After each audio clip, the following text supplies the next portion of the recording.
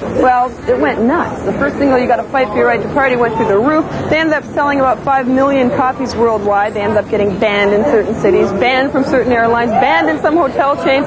They even awoke the ire of the PMRC. But you see, all this hype sort of set the band up for a bit of a fall, because when they came out to put their second record out, Paul's Boutique, even though it sold 500,000 copies, well, in the music business, this can't be seen to be taken a step sideways, backwards. What do you think of the new record? It's awesome. Very heavy. Very heavy. Very good. Very heavy. These guys figured... Totally heavy. This is totally heavy. And it's going to do Best okay. one yet. What, even better than License to Ill? Yeah. Yeah, why?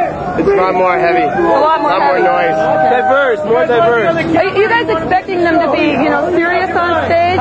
You're not. Okay. We're not expecting Beastie Boys to be serious. Of course, they never were. I don't know. I think perhaps they want their music to be taken seriously, but maybe not. We'll find out. Yo, check it out! Ain't nobody gonna talk to me! Ain't nobody gonna yell at the tree! Ain't nobody gonna better in here! If I have to, I go in your ear! So fire! We ain't got no water! Don't got no water! Do you guys have a problem being taken seriously?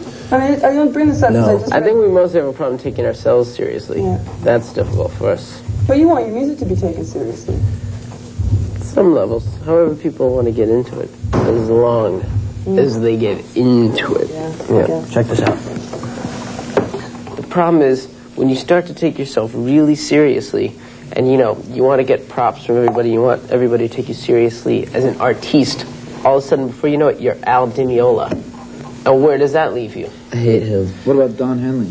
You're Don Henley, you're Al Di Meola, you're all those guys.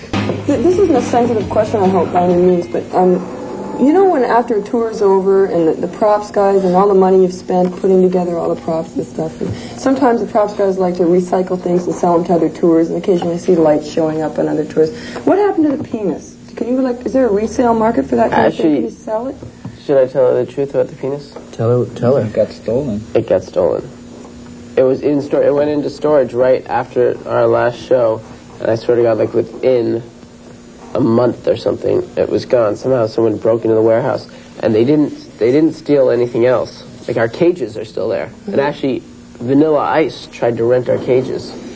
I saw they used them in a Houdini video. Yeah, we told them no. Yeah. We let Houdini have them. Bumping and dumping them, squeezing and hugging them, kissing and loving them. I wish I was one of them. Yeah, I'm just gonna drop in, guys. Here he goes. Excuse me.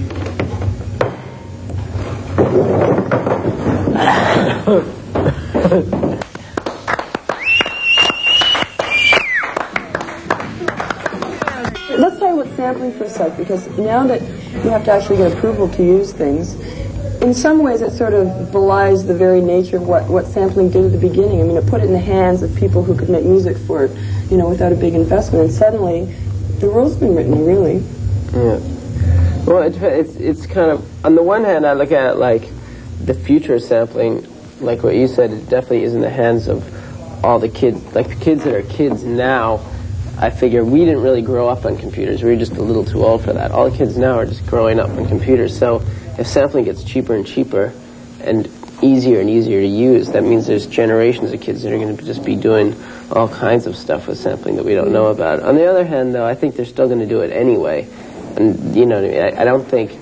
I hope it doesn't get in the way of that creativity. It would be like a shame for like all these kids to be financially stifled, in terms of their creativity because of like a sampling lawsuit. Yeah. I definitely think that kids are creative enough that they're going to figure out ways around it, either by using little pieces that are small enough, or layering lots of stuff, or making their own stuff, or whatever.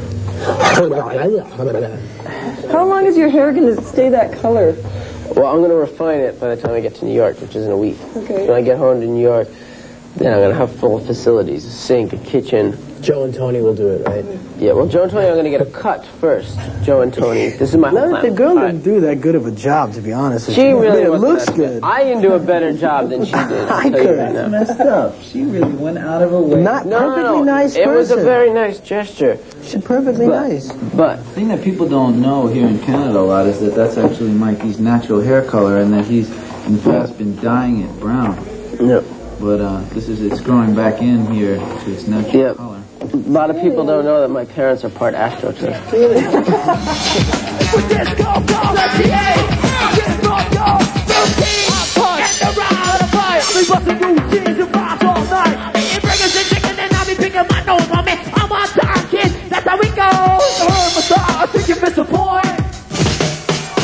It's the joy. You want to do another drop-in, though? Come Yeah? back.